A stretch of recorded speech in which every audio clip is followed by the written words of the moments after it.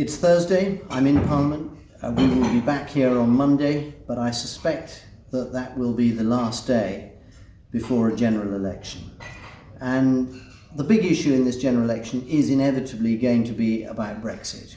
Is it going to happen? How is it going to happen? When is it going to happen? These same questions that we've been debating for effectively 3 years since the referendum are still unresolved.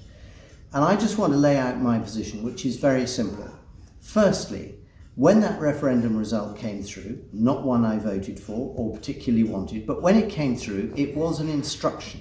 The referendum is an instrument of direct democracy where the people have their say and parliamentarians then implement it. So there's never been any doubt in my mind that we have to leave the European Union. The second thing then has always been about how do we leave the European Union. And like Michael Gove, who was co-chair of the Vote Leave campaign, I've always believed that leaving the European Union with a deal had to be better than leaving without one and then trying to negotiate lots of agreements afterwards. So that remains my objective. It remains the government's objective. Boris Johnson, our Prime Minister, is still trying to negotiate a new deal with the European Union.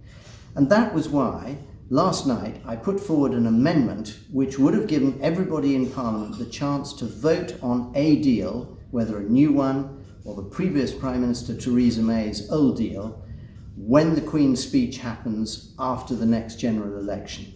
That was defeated last night, but I will still push for the same amendment in the Queen's speech after a general election when that happens in the middle of October, so that everyone in Parliament will have the chance to decide whether we leave with a deal or without a deal.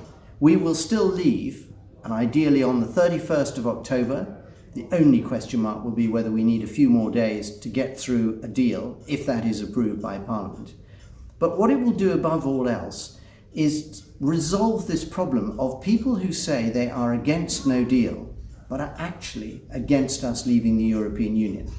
All those people and some parties who want a second referendum or want to revoke Article 50, whatever the technical procedure, most of them want to avoid us leaving the European Union. I do not think that is democratic.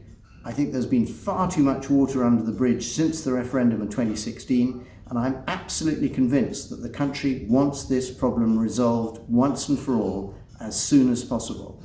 That is why, when it comes to the general election, I will be supporting Prime Minister Boris Johnson and our party in order to get a majority and see this business through so that we can move on from having years of discussion about how we leave the European Union.